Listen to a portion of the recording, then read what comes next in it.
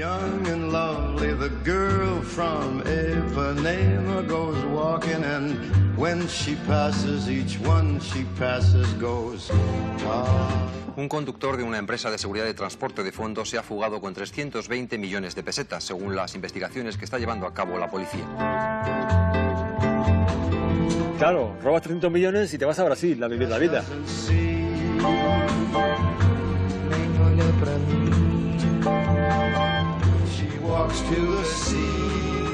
Madre mía, qué mujeres, qué música. Olha que coisa mais linda, mais cheia de graça, é ela menina que vem e que passa, seu doce balanço, caminho do mar. El vigilante jurado que se lleva 300 millones de pesetas, eso le creó un halo de simpatía y cayó bien el personaje. El Dioni forma parte de una manera de ser muy española, que es la cultura del pícaro. Es algo así como un Lazarillo de Tormes, es una de estas figuras más literaria que real, que sabe cómo moverse en la sociedad como un gato. Bueno, de pequeño quería ser policía. Policía de investigación o bien detective privado. Siempre me ha tirado el tema de investigar, de averiguar, sobre todo de crímenes, de robos. Me alegro que no lo fuera. Hubiera sido un policía corrupto probablemente. Pero... Yo creo que a Dino le gustaba. No era policía, pero le gustaba el mundillo próximo, ¿no? a la policía, ¿no? De alguna manera, bueno, pues él no pudo ser policía por su estrabismo. Bizco lo era desde los 9 años, que un niño me dio con un cable del tendido de la luz. Y claro, tenía ahí ese hándicap, ¿no? Que yo creo que a él le habría encantado ser policía, aunque no sé qué habría pasado, ¿sí? Pues si siendo policía se habría llevado un furgón con 300 millones, ¿sabes? Yo lo único que escondía era mi estrabismo. Yo iba a un partido de tenis y era el único que no movía la cabeza. Entonces la gente pues sonreía, ¿no? Parezco el coche fantástico, que mueve los ojos para allá y para acá.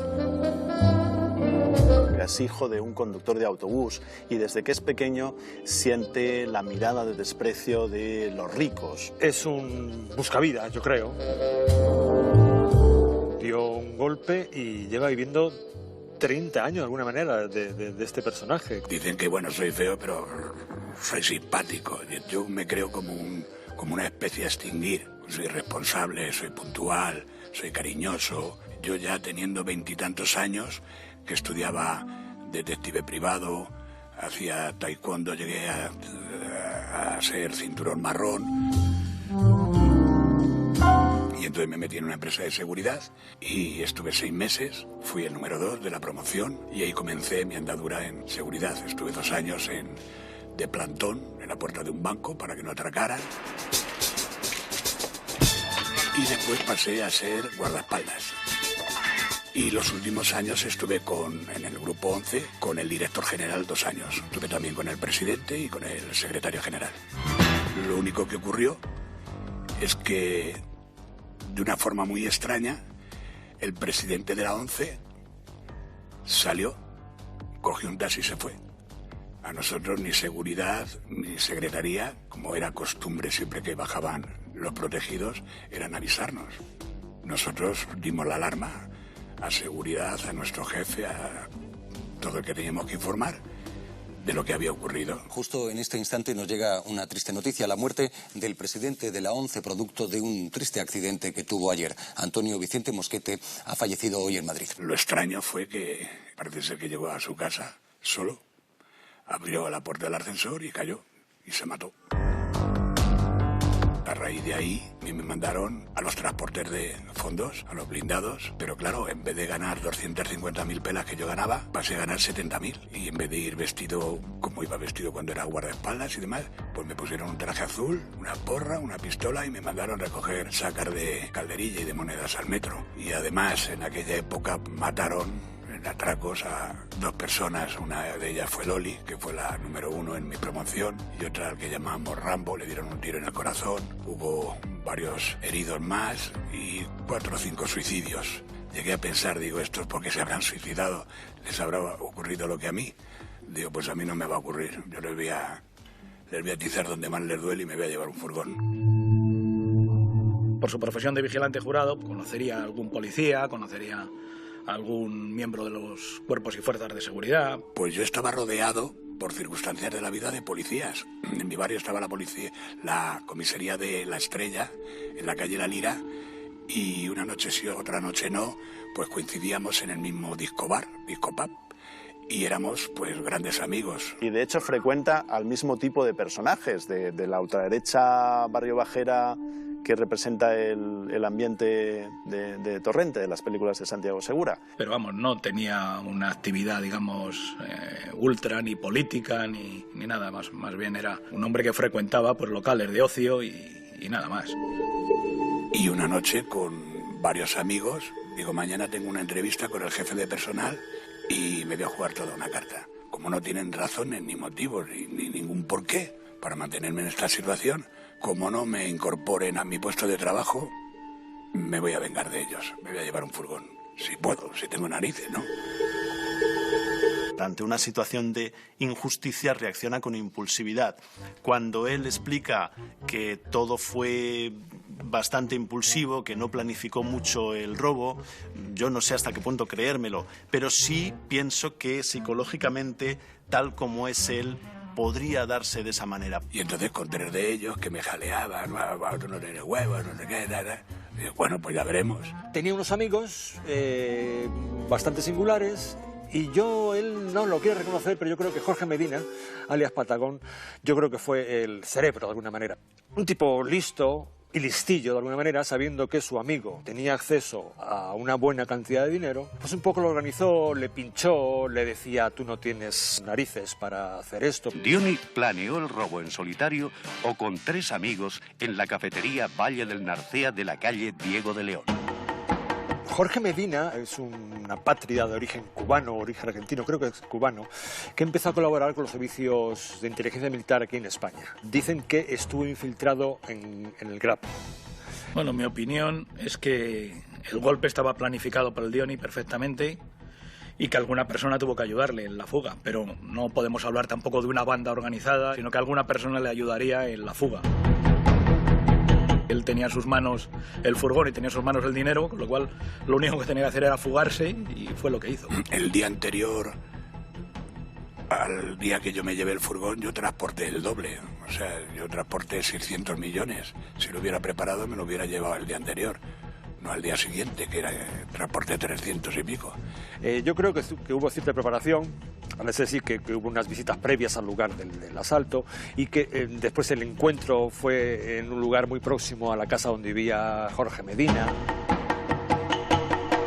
Y en cuanto al Cocoliso, bueno, es una persona que estuvo detenido por pertenencia a ETA, entonces, bueno, parece ser una persona un poco, no sé, peculiar también, que no encajaba muy bien con el Diony, pero bueno. Jesús Arrondo, alias Cocoliso, un conocido ultraderechista, un tipo que fue infiltrado en la organización terrorista ETA, y también creo que también tuvo algo que ver también con los GAL, porque le pillaron llevando explosivos y eso, o sea, que estaba muy vinculado a la ultraderecha. Bueno, no creo que se relacionara con esos ambientes así, digamos, tanto como mafiosos o facciosos, ¿no? Entre los 3, pues, se pensaron la posibilidad esa, con la ayuda también de Miguel Ángel Dueñas, que este señor era, sin embargo, pues era un amigo de Diony, compadre de Diony, padrino de Diony, fue padrino de una hija suya. Fui a ver al jefe de personal y entonces, pues, a medida que iba avanzando la conversación, pues su comportamiento fue un poco grosero, despectivo. Entonces bajé a una cafetería que había abajo de las oficinas y llamé a estos amigos y les dije, si esta tarde le echo narices, me voy a llevar el furgón. Bueno, tan loco, ya.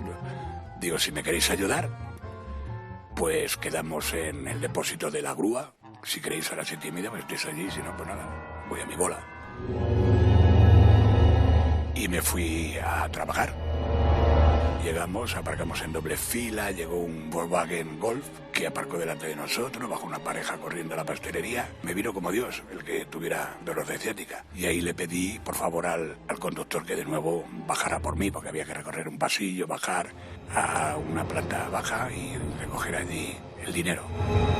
Y bueno, pues yo supuse que contando 20 sería el tiempo que ellos tardarían en buscar al encargado, recorrer el pasillo y bajar donde estaba la caja fuerte. llegué al sitio del conductor y bueno, como estaba el Golf delante de mí, metí la marcha y lo fui soltando y bueno, por casualidad, pues retrocedió el furgón, saqué el intermitente y ya me encaminé cuesta abajo.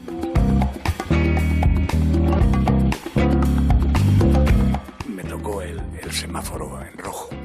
Yo ahí pensaba de todo, digo, yo no sé si me habrán visto mis compañeros, si estarían esperando al encargado, si vienen corriendo detrás de mí, yo no sé, se pasan 40.000 cosas por la cabeza. Era tanto el sudor, era el mes de julio, el día 28, en vez de peluquín parecía que llevaba una bayeta.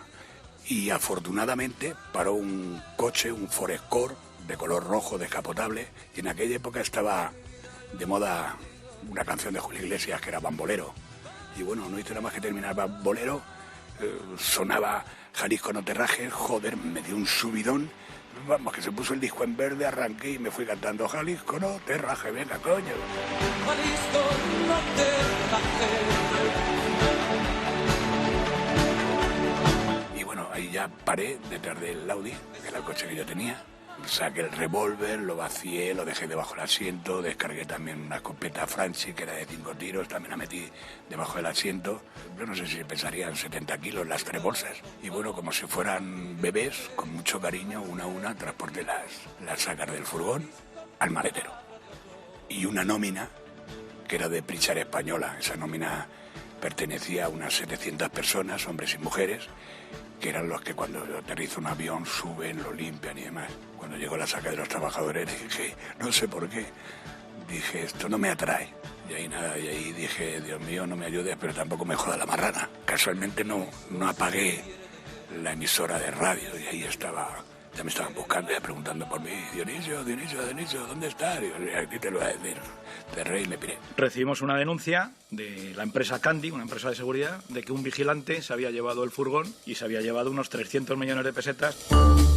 Con lo cual, una vez que interpone la denuncia en la comisaría de Chamartín, pues iniciamos una investigación. Así es como empieza y como tenemos la noticia criminis. Bueno, pues de allí salí arreando. Fui al depósito de la grúa y ahí estaban los 3.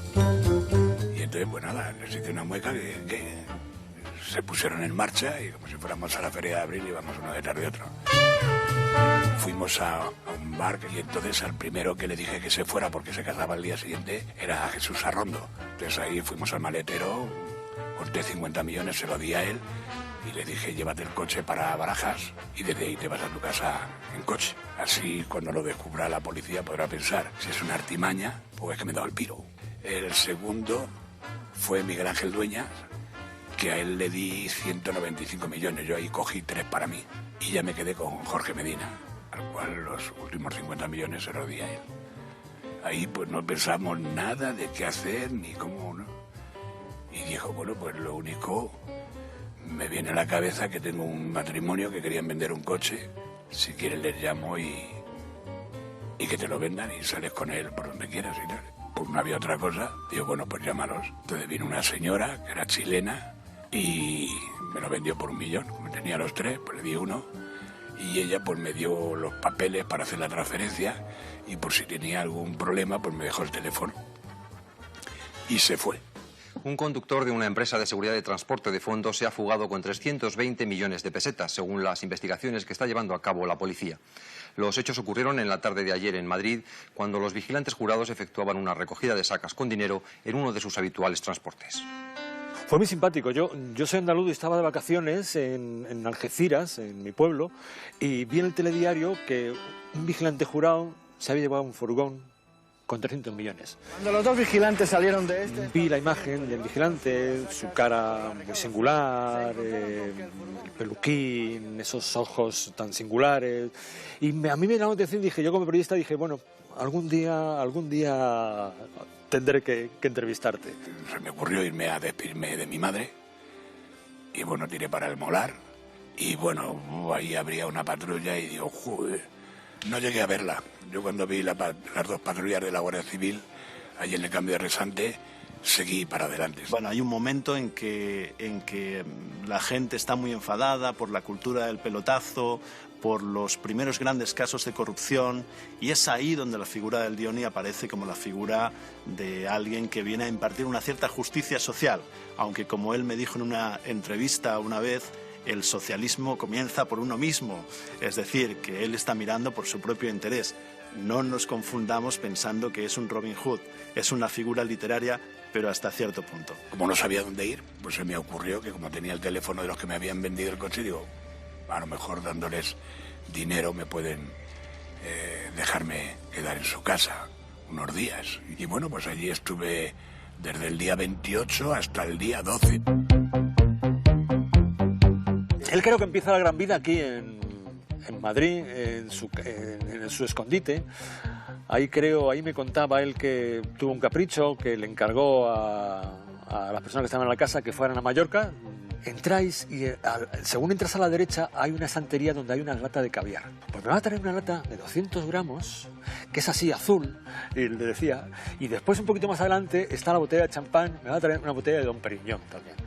Y parece ser que fue el primer capricho que se dio estando aquí, ¿no? Que lo encargó y que fueran, era el sueño de su vida. Durante el tiempo que permanecí en la casa, pues vino un amigo de este matrimonio, que era chileno también, pero venía de Brasil, de Río de Janeiro. Y bueno, pues con él simpaticé y ya me empezó a quedarme la onda de ir a Brasil, por lo que él me hablaba, porque en principio yo iba a ir con el matrimonio a Chile, acompañado por ellos. Posiblemente la identidad de él no sea la de Celso Bravo Benavides, como se ha dicho, pero sí la figura del chileno existe porque en mi recorrido de los hechos, de lo que yo tengo entendido, aparece como ayudándole a salir, acompañándole a Ayamonte.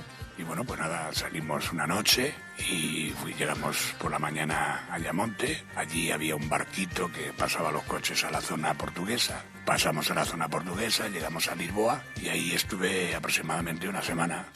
Y ahí empecé a vivir más o menos bien.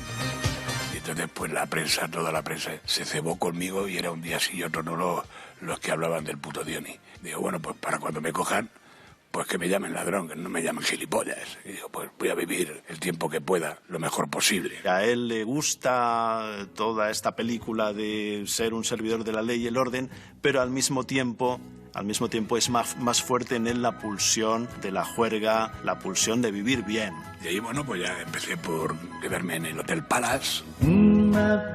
Coincidió que en la Plaza de Toros daba un concierto Roberto Carlos y vi el concierto, iba acompañado de unas mulatas de 2 metros de alta, madre mía, qué mujeres, qué música. Pero vamos, me veis yo a Chile, que está Pinochet y lo mismo me fusila y digo, una mierda. Digo, yo me piro con estos. Y entonces, bueno, pues sacaron el amigo Celso un billete para mí y me fui para Río. Lo primero que hizo el Dioni al llegar a Río fue brindar con el espejo y decir que tío, no veas qué pasó de entrada en el restaurante. Niñas al salón que el Dioni está en la ciudad, con su buen par de zapatos de cocodrilo. No se le resiste ni la Venus de Milo. Sobre todo si le pagan por un francés 2 veces lo que en Madrid ganaba currando un mes. Ya que está hecho, que voy a ver, pues voy a disfrutar, voy a vivir. Tenía 39 años y era pícaro. Y bueno, pues digo, pues lo que vi en la televisión, el Falcon Crest, las mujeres, las avionetas, las limusinas. Digo, ¿qué cojones? Pues yo voy a probar también el Dom Perignon del 55. Digo, va, por lo menos de esto me acordaré cuando me pillen, ¿no? Y bueno, ahí le entré. Pero la de noches que he dedicado yo a planear un golpe como el que diste tú con un par. En el imaginario colectivo español, como digo, un imaginario que sale de una larga dictadura muy represiva, Brasil es el lugar de la libertad, es el lugar de la naturaleza salvaje, es el lugar de la borrachera de los sentidos. Me gustan las mujeres, me gusta el vino. Julio Iglesias en aquella época sí era un referente porque la mayoría de las canciones, no sé, cuajaban con historias de mi vida, la de amante, la de tal. la del truán y un ladrón. La llamo el amor. Soy un truán, soy un señor. En un gran restaurante que hay en Río de Janeiro, se llama El Pescador, pero Arsac, que era un relaciones públicas del restaurante, pues era amigo de Julio Iglesias y me decía que cuando iba por allí, pues que lo visitaba y demás. El vigilante jurado que quiso ser Julio Iglesias, que después, bueno, pues que llevaba música de Julio Iglesias, que en el Río iba a los restaurantes donde frecuentaba Julio Iglesias. Pero esa lo es bastante. Julio Iglesias, de otra manera, quizás un poquito más sofisticado, aunque no tanto, es otro perfil de vividor. En España parece que el arquetipo del vividor nos gusta mucho, esos estereotipos de gente que sabe vivir bien, que tiene un gran acceso al sexo, al bienestar, a las cosas buenas de la vida. Es algo que fascina bastante, seguramente porque venimos de una cultura muy represiva, una cultura subyugada por un catolicismo muy castrador. Yo pensaba que me iban a coger tarde o temprano y a veces pasaban más miedo que un ñu cuando pasa el Serengeti. Hostia, como me cojan. Hombre, por eso me relajaba, sobre todo cuando estaba en el jacuzzi con 4 o 5 mulatas, ya ves, me relajaba de cojones. Es un dato importante a tener en cuenta, el hecho de que él realizó el sueño de toda una generación de españoles yéndose a Brasil y encontrándose con el paraíso en vivo. Hombre, sobresaltaba aquello tan feo, fuera con unas tías que estaban buenísimas, tenía unos culos que te cagas, parecía más molo de Carrara. Entonces, claro, por guapo no voy a ligar esos fenómenos. Me podían decir, pues este tendrá dinero. Cuando pasaba por el puente de Niterói, que eran 15 kilómetros por encima del mar, había algunas veces que llevaba un hilera de botellas de Montchandon, Viuda de Clicquot, Don Periñón, íbamos los 2 o 3 en pelotas ahí haciendo guarrerías. Aunque el personaje también es un poquito fantasioso, ¿eh? Yo creo que algunas veces se le va a él esto de las limusinas. La verdad es que en Río se pasa muy bien. Seas ladrón o seas periodista, se pasa muy bien.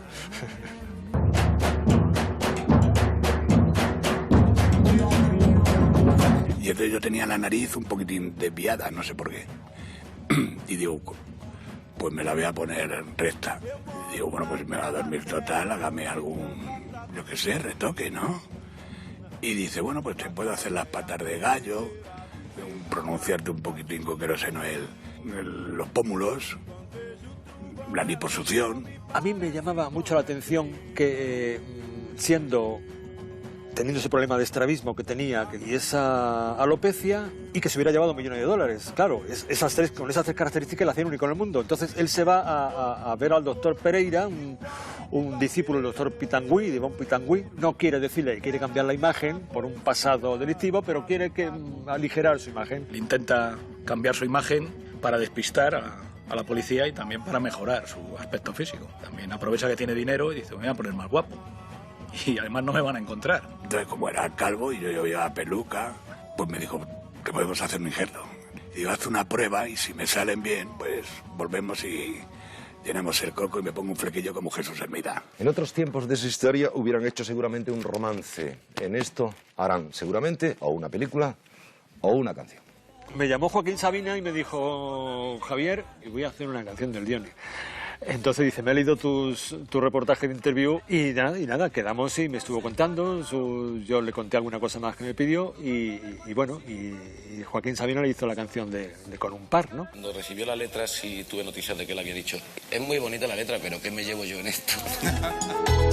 Un golpe como el que diste tú con un par. Y bueno, pues me operé. Después estuve unos días sin salir porque no me podía dar el sol y bueno, lo que sí mandaba era que me trajeran buenas comidas. Entonces aprendí que de los ricos decían que tomaban el champán antes, durante y después de las comidas. Y digo, joder, pues yo iba a hacer lo mismo. La mayoría de los días lo pasaba mal, no, muy mal. Porque en una ocasión a una prima lejana del Molar la llamé y lógicamente le pregunté por mi familia y pues estaban hechos polvos porque la prensa les atosigaba, les iban a ver, a sacarle fotografías y le dije que estaba en América y que a no ser que falleciera mi madre yo no pensaba volver. Llamé a un matrimonio de mucha confianza y mío les dio dinero y vinieron a Brasil. Y nada, pues vinieron allí y de allí pues les llevé a todos los sitios que yo ya conocía. Hice una novieta que pasara desapercibida. Nos encariñamos, pero porque nos llevábamos muy bien, ¿no? Y entonces, de alguna forma ella me controlaba, no bebas tanto, no gastes tanto del rollete. Me venía bien para que me pusiera el freno en muchas de las tonterías que hacía. Maravillosa, una chica de 21 años, Andrea, una preciosidad pequeñita. Yo la conocí mucho y nos hicimos muy amigos. Andrea me contó pues que era un ser entrañable, que se portaba muy bien, que le hacía muchos regalos, que le había dicho si tendría un hijo con ella, por aquello de que Diony también tenía como referente a Ronald Biggs, al ladrón inglés. Biggs vive ahora en una casa de Santa Teresa, en Río de Janeiro, con su hijo Mike. El nacimiento de Mike impidió que fuera extraditado a Gran Bretaña al ser padre de un ciudadano brasileño. En aquella época tenía el ejemplo de los atracadores del tren de Glasgow, que uno de ellos se fue a Brasil y no existía tratado de extradición y tal. Yo creo que había casi una tradición delincuencial de escaparse a Brasil porque se pensaba que allí no te iban a localizar y que además ibas a poder llevar una vida placentera. O sea, que no piensen ahora los ingleses que van a hacer mucho más que nosotros. Podrán ser un poquito, pero tanto como ponen en la prensa, no. ¿Dónde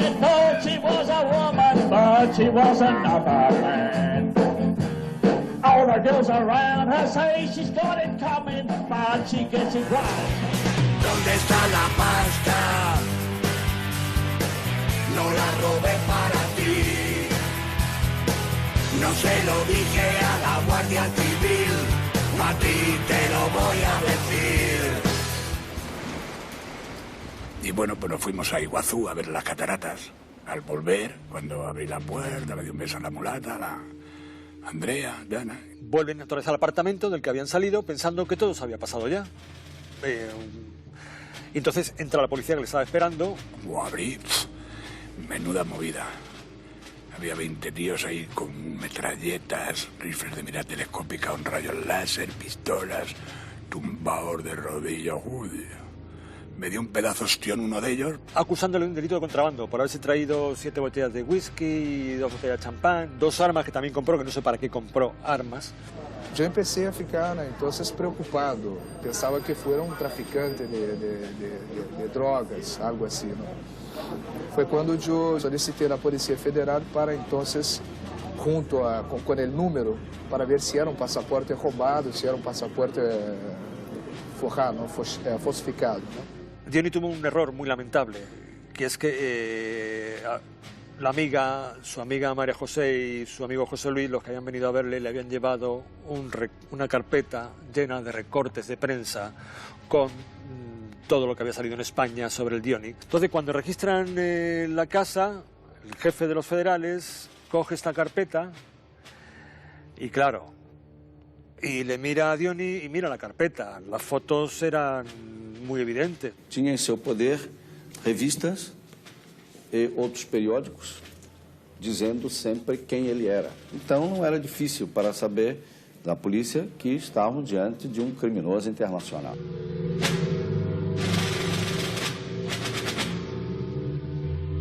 Entonces, el que parecía ser el jefe y otro más, me esposaron, bueno, me dieron la del mono allí, diciendo que dónde estaba el dinero. Tomaron la decisión de llevarme ellos dos.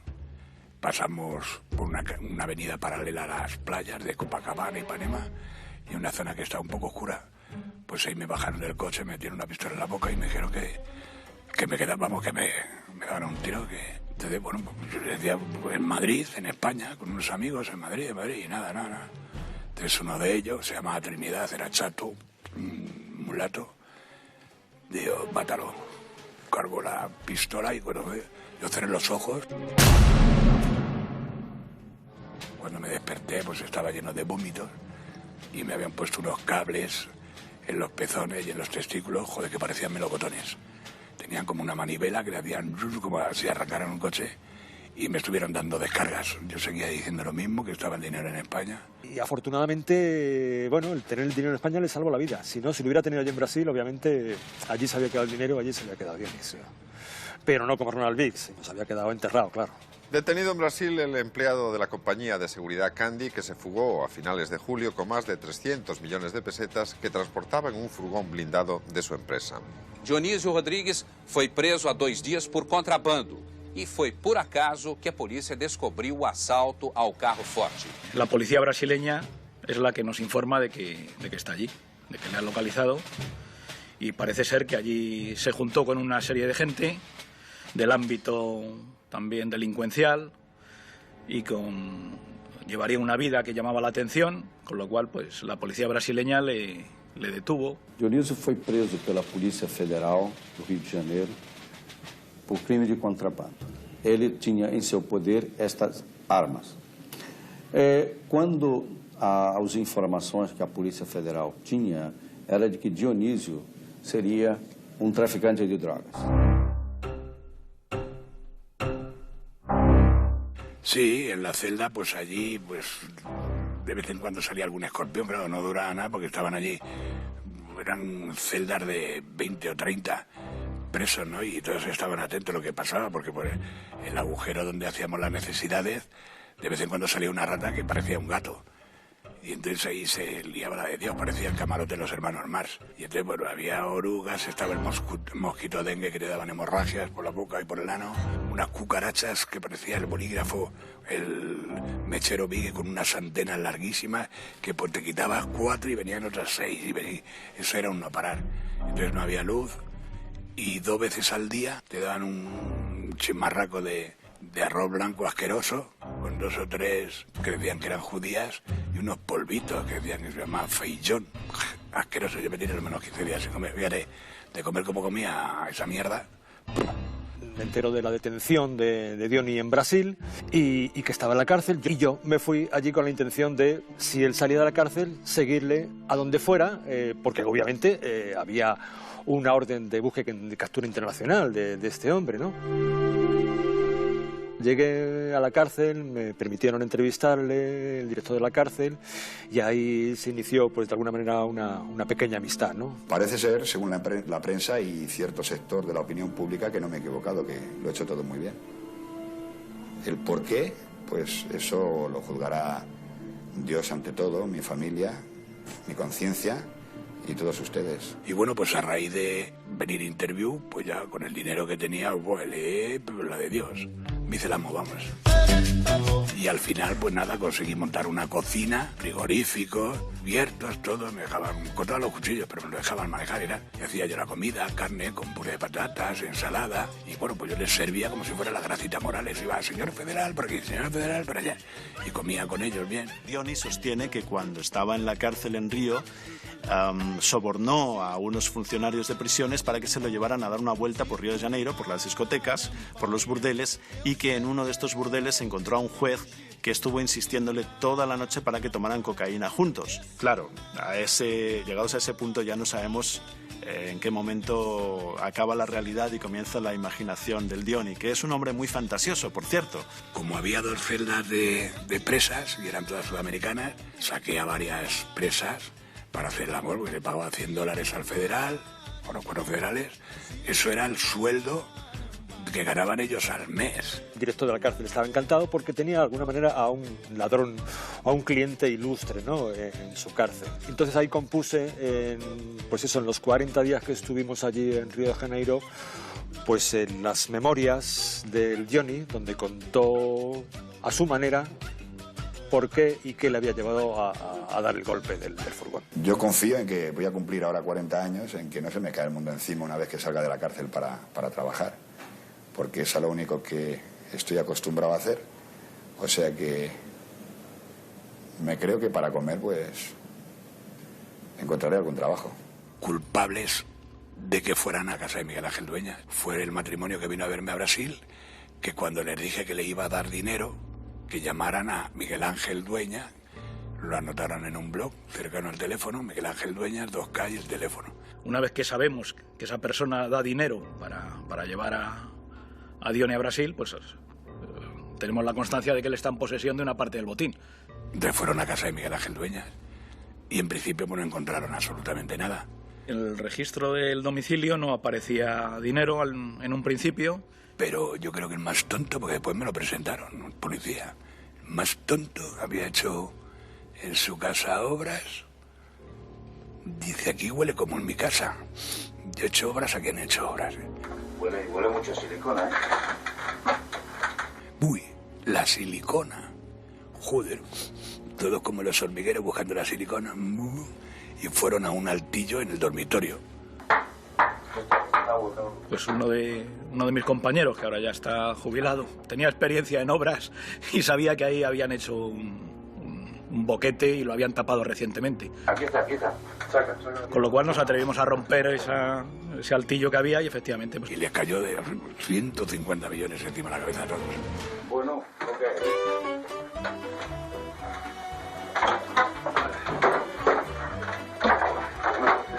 A dejar el vídeo allí, ¿no? Todo está aquí los motores, dejamos con los de 10.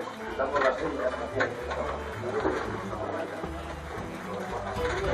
de 5.000.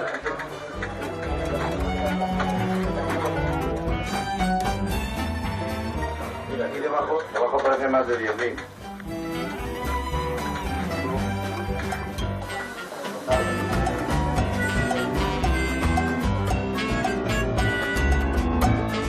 Después fueron a la tienda porque tenía una tienda de muebles de cocina y encontraron otros 15. Y otros 2 en la guantera del coche. También es cierto que estaba el dinero en un mueble de su propio establecimiento comercial. Sí, señor. Es que no cabía todo en el altillo. Que en total pues era prácticamente la mitad del botín que se había llevado Diony hacía tiempo atrás. Por un lado es un amigo de muchos años y es que no me parecía, no sabía qué hacer y no me parecía ni correcto el llamar a la policía porque lo veía absurdo. Oiga, que aquí un gran amigo mío me ha dejado un montón de millones de pesetas. No sabía cómo hacerlo. Lo he dicho siempre y es la verdad. Faltan 140 millones, que son 50 de Jesús Arrondo, que tuvo un accidente y desgraciadamente se mató en Málaga, que le di 50 millones. 50 millones, Jorge Medina, que es el único listo de esta historia, porque desapareció con ellos y no he vuelto a saber de él, que son 100. Y los 40 pues son los que me gasté yo en Brasil. También existe una leyenda de que le había ayudado, tal, una persona que luego murió en accidente de tráfico y que por las gestiones que hicimos pues parece ser que tampoco tenía dinero procedente del botín.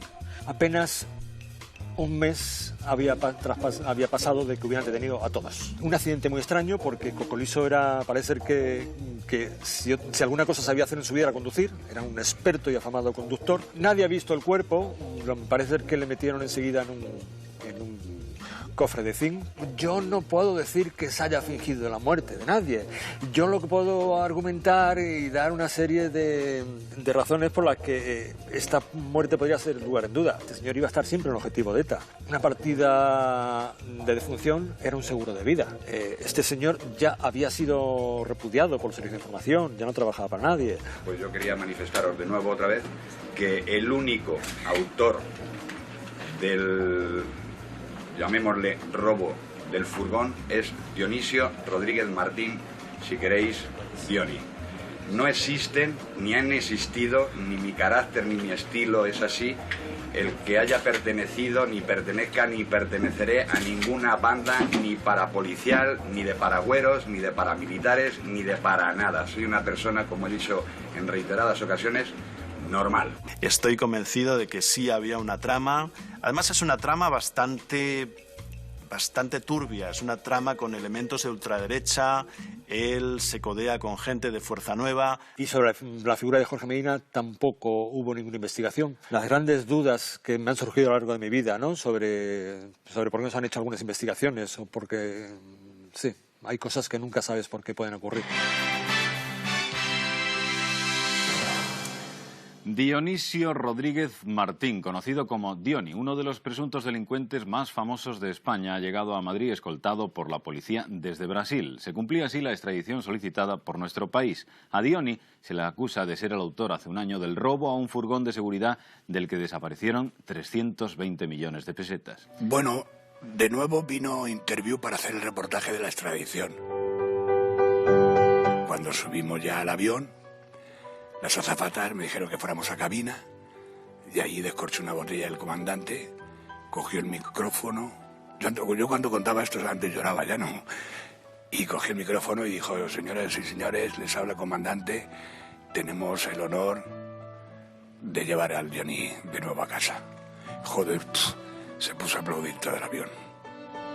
El piloto hizo un saludo, cosa que nos fue fatal porque un personaje que venía en el avión, cuando Diony se bajó, él salió corriendo, le hizo 4 fotos, entonces nosotros que teníamos la exclusiva del viaje, pues se nos tropeó porque este señor fue directamente a Interview a vender las fotos que acababa de hacer en el aeropuerto y que si queríamos mantener la exclusiva tenía que pagar un dinero y hubo que pagar otro dinero. Sí, él reconoce que alguien se nos ha adelantado a contar la verdad. Hoy, cuando solo faltan 2 días para que se cumpla el primer aniversario del robo, ha vuelto a España. Otro furgón, pero esta vez de la policía, le ha transportado desde el aeropuerto de Barajas hasta los juzgados de la Plaza de Castilla de Madrid. Termina así definitivamente la aventura de Dionisio Rodríguez, el Diony, el ladrón más popular de los últimos años. Nada más llegar me metieron en Carabanchel y ahí me dieron un recibimiento que fue de cine, de película. O sea, yo cuando entré me asusté porque era el golpear, dando una palmada, pues 1000 y pico personas que estaban en círculos de cada planta de la cárcel. Hostia, tanta gente, las cabezas asomando por allí. Dijo un funcionario, si es que te están recibiendo, te están dando la bienvenida. O sea, es acojonante. Alucinante. El Diony, por una cuestión de birlibirloque, por una cuestión de pura casualidad, se sitúa en un lugar que es algo así como de representación de los excluidos. Y por eso le aplauden cuando vuelve a España e ingresa en la cárcel. Yo no quise de ninguna manera que mi madre me viera en la cárcel, porque era... Para mí, Dios y mi madre es lo más importante. Y entonces yo no quería, pero ella vino a la cárcel de Alcalá Meco. Me decía, hijo, tú no has sido, ¿verdad que no has sido? Y yo decía que sí. No, tú, es que yo te he parido y tú no eres así. Y yo le dije, mamá, he tenido un convencimiento muy grande para tener lo que hacer en su momento. Y ya lo he hecho, pues bueno, pues aquí estoy, déjame que esté aquí dentro pensando que estás bien, que voy a estar yo mejor. Le pedí por favor que no volviera más. Ni soñando podía yo pensar que un día en el transcurso de mi vida podía ir mi madre a verme a una prisión. En la Audiencia Provincial de Madrid ha comenzado esta mañana el juicio contra Dionisio Rodríguez, conocido por el Diony, para quien el fiscal pide 6 años de prisión por un delito de apropiación indebida. Por favor. Deja pasar, ¿va? Quisiera manifestar que el hecho por el que se me juzga no se hubiera cometido si no me hubiera sentido humillado, despreciado y brutalmente explotado por la empresa Transportes Candy, cuyo malicioso proceder motivó por mi parte un deseo justiciero y la pérdida de los valores espirituales y principios que habían regido toda mi vida. Tengo plena confianza en que la Sala sabrá valorar tanto el que nunca haya delinquido con anterioridad, cuanto que tampoco jamás nunca volveré a hacerlo. Muchas gracias. Absolvemos a Dionisio Rodríguez Martín de la acusación por delito de robo formulada contra él como primera alternativa y le condenamos como autor del calificado delito de apropiación indebida a la pena de 3 años y 4 meses de prisión menor.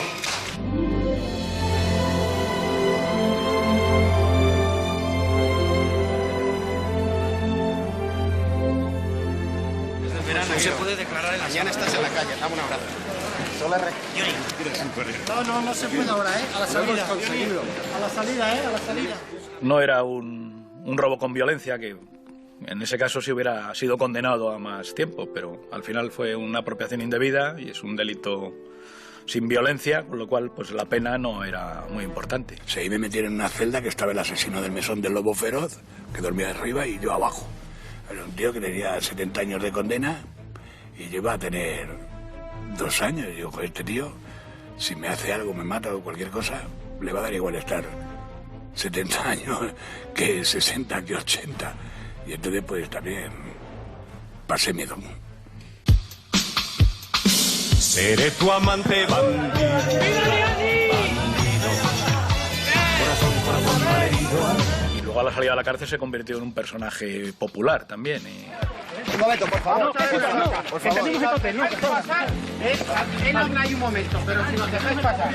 Estuvo en Supervivientes, ha participado en realities, sigue siendo un personaje muy atractivo por la calle. Yo cuando voy con él la gente le pide autógrafos, le fotografía y tal, y sigue siendo un personaje singular, ¿no? Nuestro siguiente protagonista se ha convertido en una especie de Lute en plan teóricamente inofensivo de los años 90. Ni soy ni me parezco. Ese señor ha tenido unas circunstancias ni mejor ni peor, pero totalmente diferentes a mí.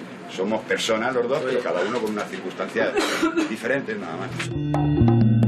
El Lute y el Dioni son dos figuras muy diferentes. Cuando digo que el Dioni tiene una cierta conciencia de clase, no me refiero a que tenga una conciencia social. El Lute sí tiene una conciencia social. Es un personaje de antes, de los años 70, una persona, y 60, una persona que ha sufrido toda la represión de la dictadura franquista. El Dioni ya no vive tanto este contexto, vive otro contexto que es un contexto más bien de caída de la moral, caída de las costumbres, sustitución de las costumbres viejas por otras nuevas, y en ese ínterin, en ese momento de tierra de nadie, es cuando un pícaro como él actúa. Pretendo, en la medida de lo posible, ser una persona, si es posible, ejemplar. ¿Pero tienes claro cuál va a ser tu trabajo? No, quisiera inmediatamente poner en marcha el asunto de mi libro, porque creo que va a ser muy simpático, que va a divertir mucho a la gente y que va a merecer la pena leerlo. Lo que ocurre es que a partir de salir libre a la calle, yo tenía unos mariachis, unos acompañantes, una cantidad de gente que yo no conocía, que era nueva, verían en mí, porque saben de estos temas como la gallina de los huevos de oro. Unos periodistas, vamos a escribir un libro que vamos a vender la de Dios. Mire, donde me han llamado, tanto de radio como de televisión, y yo no he cobrado ni un duro, y hasta he cantado. No sé si para bien o para mal, o para divertirles a ustedes. Como sabes tocar la guitarra desde los 9 años y canturreas más o menos bien, vamos a grabar un disco. Pues serán proposiciones que, bueno, habiendo estado en la cárcel, joder, pues, lo veía bien. Me huyo ya, me huyo yo. O sea, sí, y nunca me humao. ¿Y se ha buscado la vida así? Pues me parece muy bien. Ha sido cantante sin saber cantar. Bueno, pues muy bien. Ha tenido carisma y ha tenido personalidad. Julio Iglesias tampoco sabe cantar y mira, y ese... Lo que ocurre es que hace 10 años me detectaron un cáncer en la garganta y ya dejé de cantar. Ahora silbo. Creo en Dios, firmemente. Cuando me detuvieron, le prometí rezar 3 Padres Nuestros, 3 Glorias y 3 Aves Marías, hasta que me muriera. Y llevo 29 años rezando. Pero es que cuando me detectaron el cáncer, yo pensaba que me iba a morir. Y le pedí de nuevo a Dios que me dejara vivir, que le doblaba la cantidad de rezar. Y como un cabrón rezo todas las noches en cuanto que me siento en la cama. Es un personaje que ha pasado a la historia de la delincuencia, pero ha pasado a la historia de esos años, de los años 80 también, en esa parte de la picaresca y de la delincuencia. Igual que hay un Lazarillo de Tormes, igual que hay un Quijote, dentro de 20 o 30 años la cultura popular seguirá recordando al Dioni. No nos vamos a olvidar fácilmente de ese señor que se lanzó con un furgón robado a realizar los sueños que todos hemos querido realizar. Ya han pasado 29 años.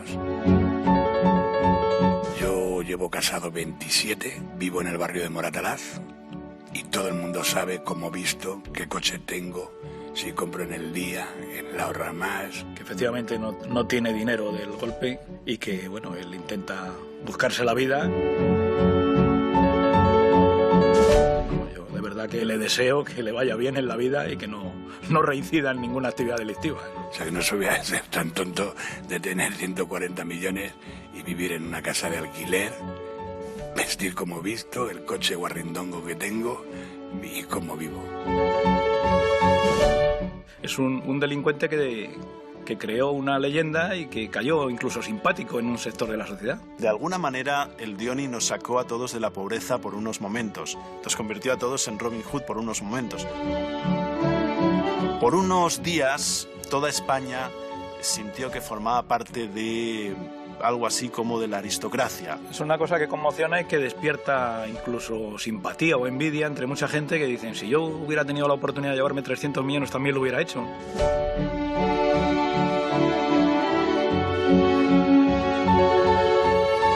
Claro, robas 300 millones y te vas a Brasil a vivir la vida.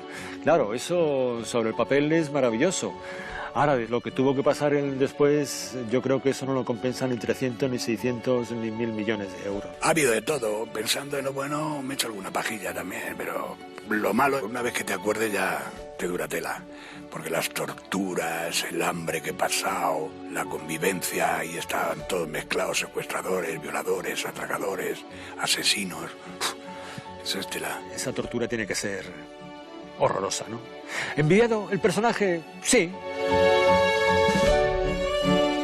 De alguna manera sí, porque después ha vivido el resto de su vida.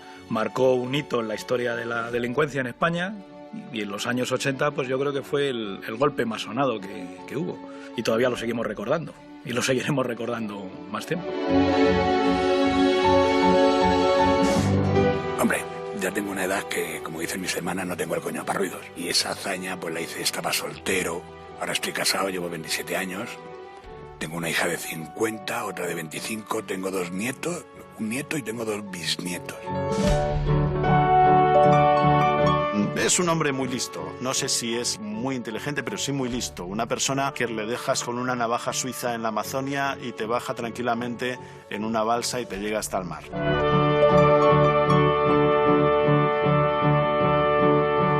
Sí lo volvería a hacer tal y como están las cosas, pero llevándome más dinero.